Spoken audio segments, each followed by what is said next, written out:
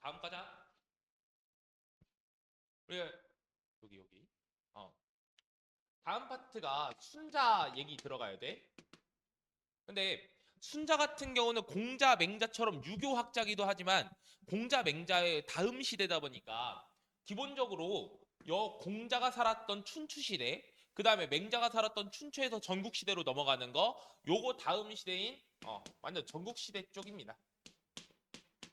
근데 저번에도 한번 얘기 드렸어요. 춘추 시대, 전국 시대 때는 이때 기본적으로 어, 굉장히 어떻게 출세에 대한 욕망이 넘쳐났던 시대라고, 자기 아들까지도 뭐 삶아서 바쳤던 여가라고 하는 이런 사례라든가 이런 거 보면서 결국 순자 같은 경우는 맹자가 얘기했던 어떻게 사람이 착하냐 이런 짓까지 저지를 수 있는 건 일반적으로 사람들이 악하기 때문이다라고 다시 주장을 하기 시작합니다.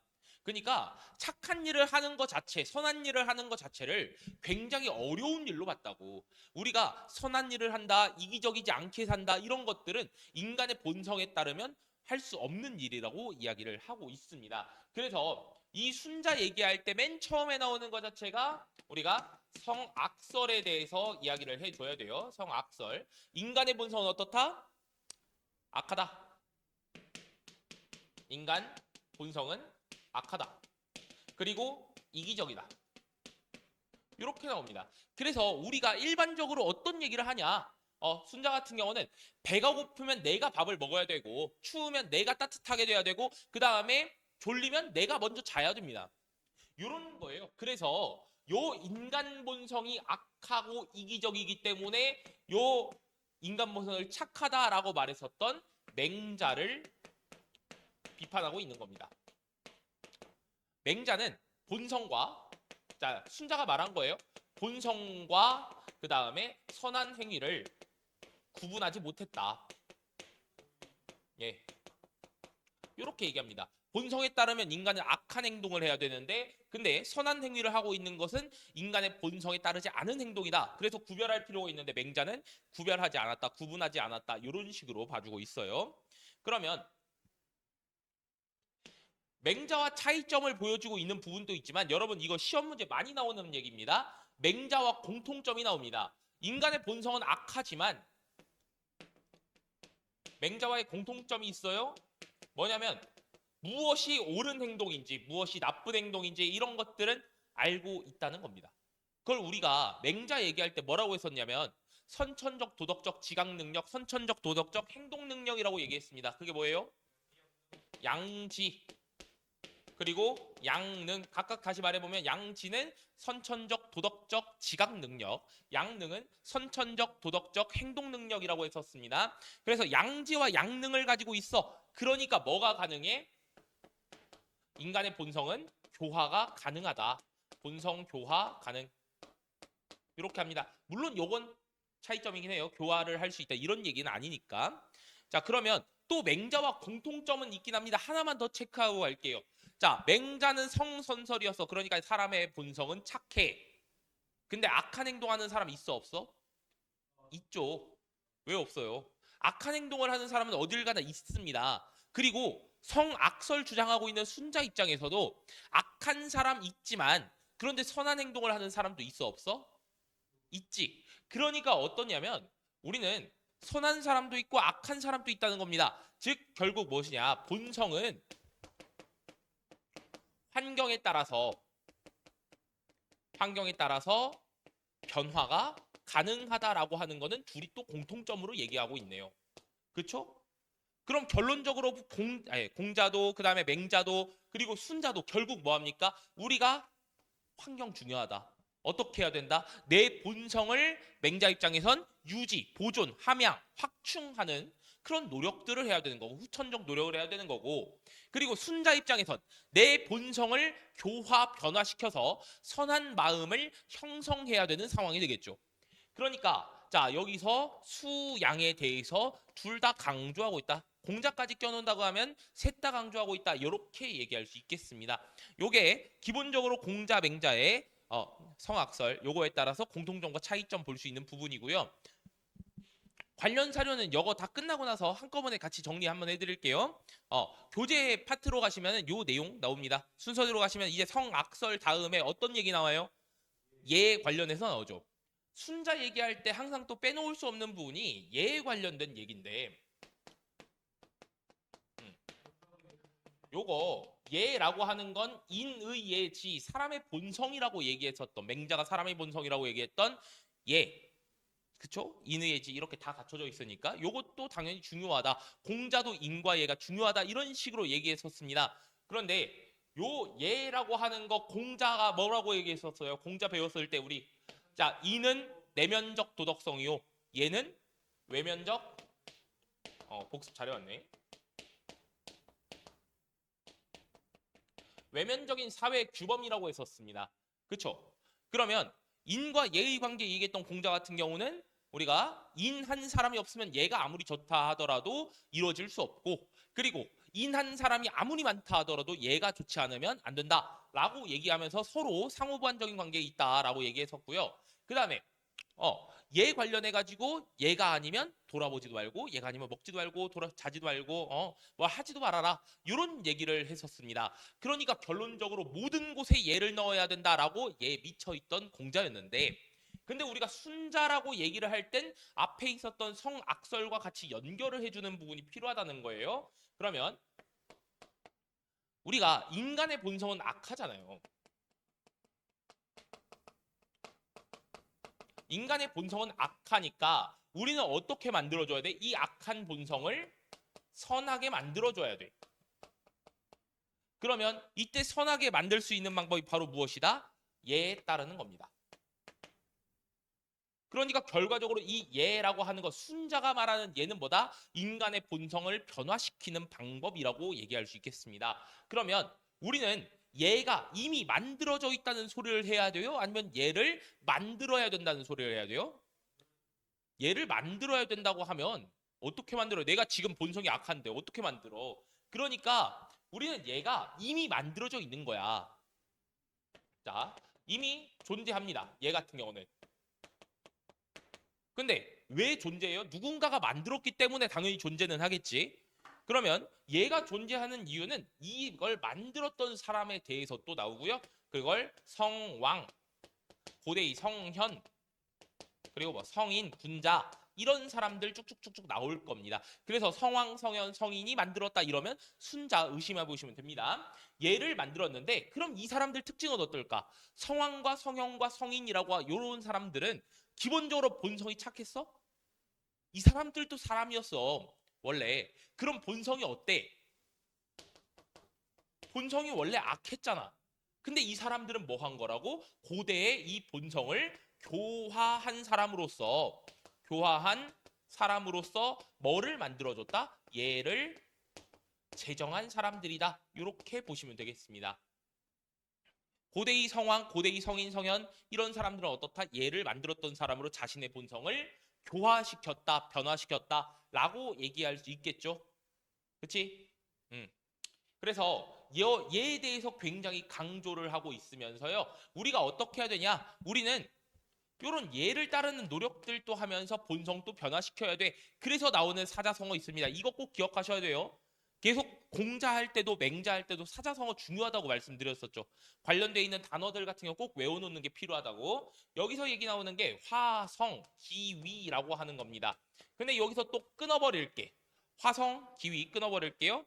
자, 화성 여기서 화자는 뭐뭐가 되다라고 하는 겁니다. 어떻게? 본성을 변화시킨다. 자, 본성을 변화시킨다가 화성이라고 하는 뜻이었고 그 다음에 기위라고 할 때 기자가요. 일어날 기자를 써. 우리가 기상시간이다 이런 식으로 얘기할 때 기자인데 근데 일어나다, 일으키다 이런 뜻으로 생각하시면 됩니다. 그럼 위는 뭔데요? 라고 할 때 위가 여러분들 한자 자체가 거짓 위 이런 식으로 돼 있지만 요건 인위적인 노력 이런 식으로 얘기하면 되겠습니다. 그래서 인위를 일으켜서 인위적인 노력을 일으켜서 자 그래서 우리가 어떻게 해야 된다? 인위를 일으켜서 본성을 변화해야 된다. 변화시켜야 한다. 이렇게 나오는 거고요. 그 다음에 화성기위라고 하는 요 단어 설명할 때마다 또 비유적인 표현을 댈 때가 있어요. 요거까지 같이 연결해 놓으십시오. 나무를 변형해 가지고 만드는 바퀴에 대한 얘기를 합니다. 우리가 나무 같은 경우에 굉장히 단단하고 뻗어 있는 올곧은 특성을 가지고 있습니다. 그렇죠? 나무는 단단하고요. 올곧은 특성을 가지고 있어. 그런데 바퀴라고 하는 거 굴러가게 하기 위해서 우리가 어떻게 해야 돼? 동그랗게 만들어야지. 원형으로 만들어야 됩니다. 그러니까 나무에다가 여러 가지 노력을 가하는 거야. 인위적인 노력을 가하는 거지. 대표적으로 있는 게 뭐 불에다가 구워버려 가지고 유연하게 만든다던가 이런 식으로 변형을 시키는 겁니다. 그러면 요 변형을 시키는 작업 자체를 우리가 인위를 일으키다라고 얘기한 거고, 그치? 나무를 바퀴로 만들어줘야 되니까, 그치? 그래서 요 바퀴는요, 나무의 본성이 어떻게 된 거야? 나무의 본성이 변화하게 된 거죠. 뭐를 일으켜서? 우리가 인위적인 노력을 가리켜서. 여러분 이거 옛날에 뭐 한번 들어봤던 사람들은 기억할 텐데요. 이 단어 뭐 통합사회 2단원에 행복단원 했었을 때 뭐 제 수업 들었던 사람은 기억할 텐데 도가라고 하는 상황도 나오지 않습니까? 우리가 나중에 유교 끝나고 불교 그다음에 도가 이쪽 들어갈 때 나올 건데요. 우리가 도가 얘기할 때 무엇을 추구하라고 하죠? 무위 자연을 추구해라. 이런 식으로 얘기합니다. 그러니까 여기서부터 일단 문제 유형이 하나가 나온다는 거야. 나중에 순자, 공자맹자, 순자처럼 이렇게 고대 동양 사상과 유교끼리만 비교하는 거 말고 뭐 불교 아니면 도가 이쪽이랑 또 비교할 때가 있어요. 여기에서. 자, 지금 이거 보면 우리가 본성을 변화시켰던 가장 중요한 이유는 뭐예요? 인위적인 노력을 가했기 때문이다. 이렇게 얘기할 수 있죠. 그러면 여기서 자, 인위적인 노력에 대해서 어떻게 생각합니까? 인위적 노력에 대해서 긍정적으로 바라보지. 우리가 인위라고 하는 말 다른 말로도 알아둘 수 있어요. 위. 그냥 하나만 써가지고도 되고 그 다음에 위 말고도 작위. 그냥 노력. 이런 식으로 표현해도 다 같은 뜻이 됩니다. 그러면 인위적인 노력, 인위, 위, 작위, 노력 이런 것들은 순자한테 있어서 굉장히 긍정적인데 그런데 여기 우리가 다음 시간에 가서 보게 될 도가 같은 경우는 자연의 운행 질서를 따라야지 인위적인 것을 따르면 안 된다라고 하기 때문에 거기서 비교 문구가 나올 수가 있겠습니다. 그래서 얘에 관련돼서 얘기했는데 우리가 이미 그 전에 나왔던 공자라던가 맹자의 예와 차이점이 있어야 된다는 소리예요. 우리가 요 예를 얘기할 때 지금 이 예는 내가 만든 게 아니고 이미 존재하는 얘긴 해. 그치? 근데 내 바깥에 있단 말이야. 근데 공자나 맹자 같은 경우는 뭐라고 했냐? 공자는 조금 제외하겠습니다. 맹자 쪽으로 얘기할게요. 맹자의 예라고 하는 거는 맹자의 예. 우리의 어떤 마음이 있기 때문에 우리 본성 안에 예가 들어있다는 것을 알고 있다라고 합니까?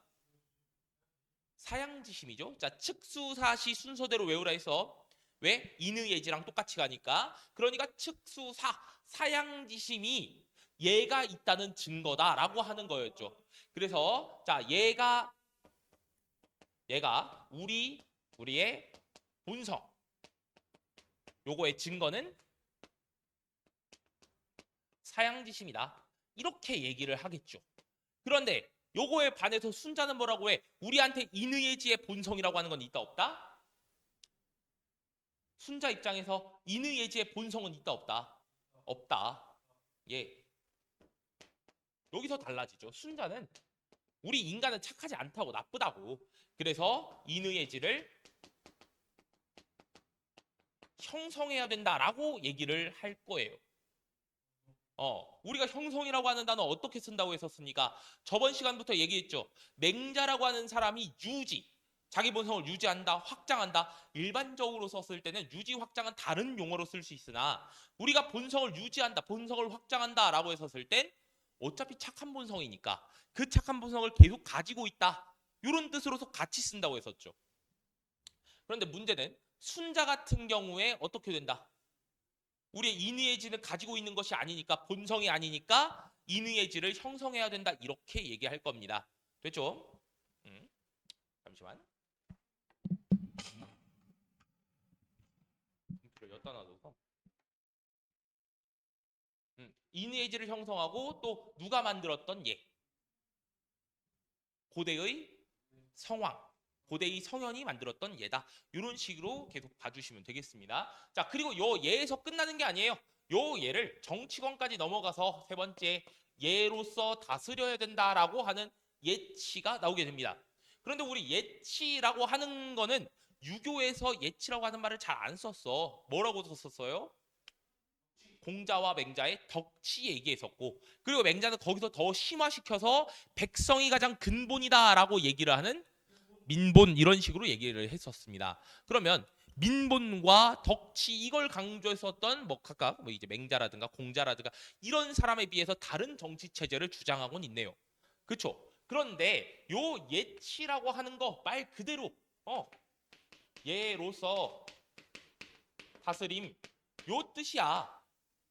그런데 여기서요 우리가 공자란다. 맹자가 쓰는 왕도 정치의 개념을 똑같이 차용을 하고 있습니다. 왕도 정치를 쓰고 있기 때문에 그러니까 우리가 맹자의 왕도랑 순자의 왕도 이렇게 나오기 때문에요. 왕도 정치만 나왔다 하고 하더라도 맹자라고 그냥 찍어버려서 안 됩니다. 순자의 왕도냐 아니면 맹자의 왕도냐를 비교 한번 해보셔야 돼요. 우리 복습 겸 맹자의 왕도 한번 다시 가봅시다. 맹자라고 하는 사람이 민본을 만들어냈어요. 민본 무슨 뜻? 백성이 근본이다. 자, 그러니까 민본, 백성이 가장 귀하고 사직이 그 다음이며 군주가 가장 천하다, 가장 낫다 이런 식까지 얘기로 했는데 또 뭘로써 다스려야 돼? 법과 형벌에 의존하는 게 아니라 덕에 의존하는 정치를 해야 됐죠? 덕치라고 하는 거였습니다. 그러면 민본과 덕치로서 다스려야 되는 우리 군주를 뭐라고 했어? 왕도 정치를 추구하는 왕자라고 했어요. 그쵸? 그래서 맹자의 왕도 정치가 이렇게 나옵니다.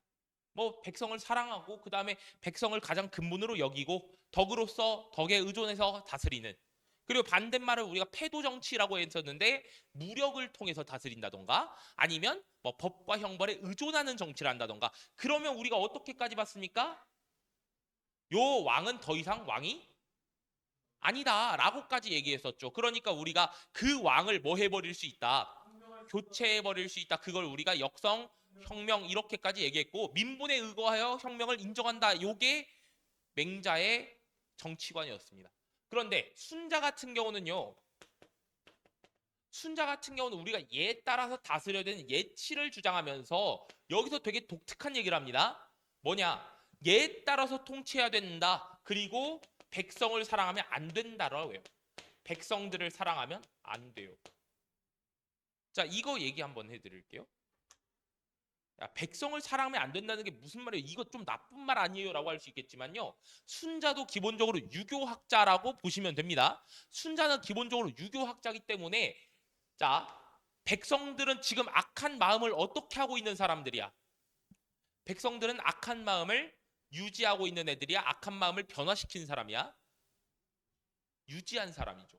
요 백성들은 지금 악한 마음, 악한 본성 요거를 유지하고 있는 사람이라는 거야. 그럼 이 악한 본성을 유지했다라고 하는 요 얘기는 결국 이건 악하다는 거 아니에요.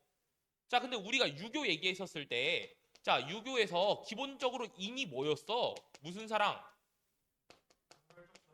예, 분별적 사랑이었습니다. 그래서 이 인이라고 하는 거는 분별적 사랑으로 뜻했고 십이선악, 좀비친소, 미추의 구분이 필요하다라고 얘기를 했었죠. 그러니까 이 분별적 사랑에 따르면 선을 사랑해야지 악을 사랑하면 됩니까? 안 됩니까? 그쵸? 악은 미워해야 돼.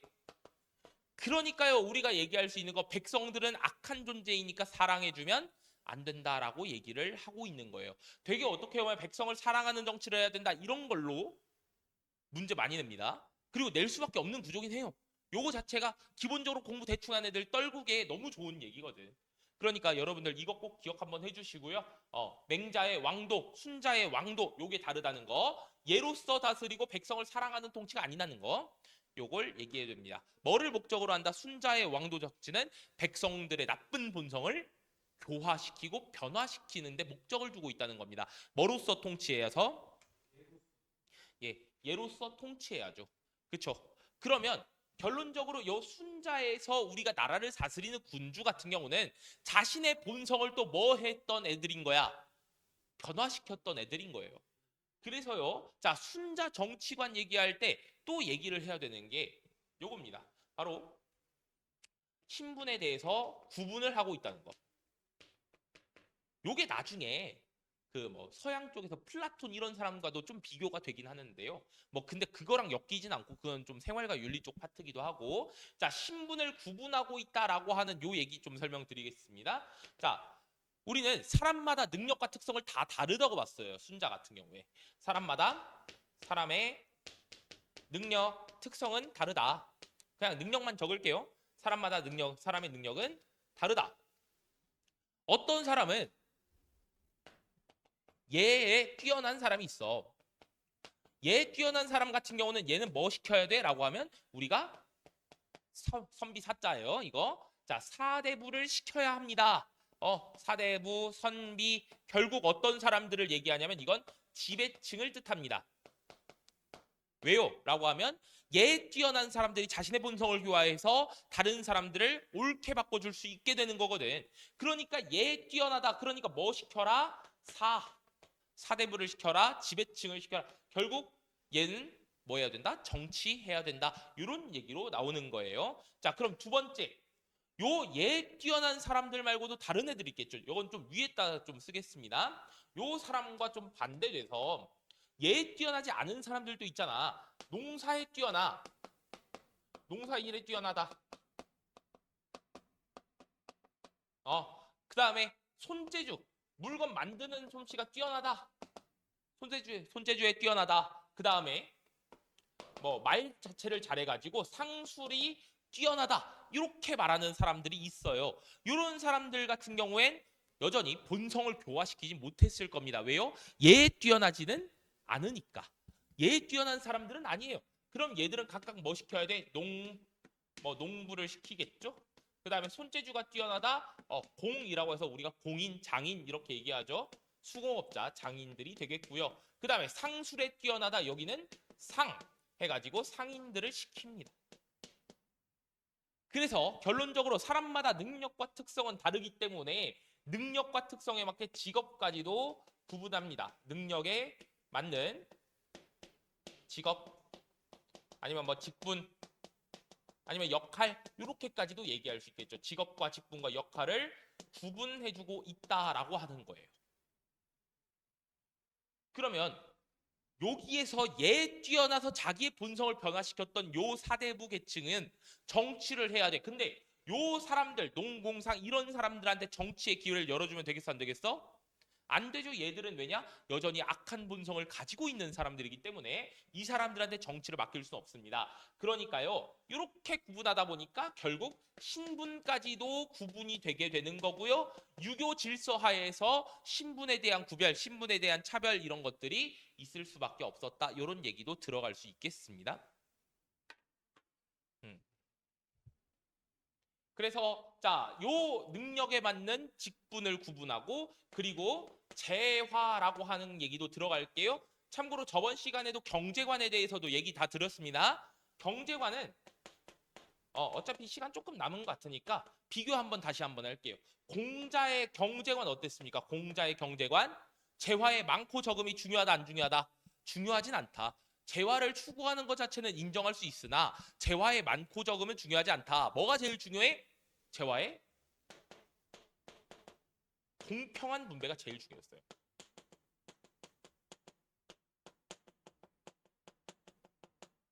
그렇죠? 자, 그리고 맹자 얘기하면 너무 중요한 얘기 나오죠. 경제관과 정치관이 같이 연결되니까. 맹자 얘기할 때 뭐라고 했습니까? 맹자는요. 항산항심론. 그렇죠. 대신 모든 백성한테 하는 게 아니라 일반 백성들 같은 경우는 유항산이어야만 유항심이다. 무항산이면 무항심이다. 이렇게도 얘기를 했어요.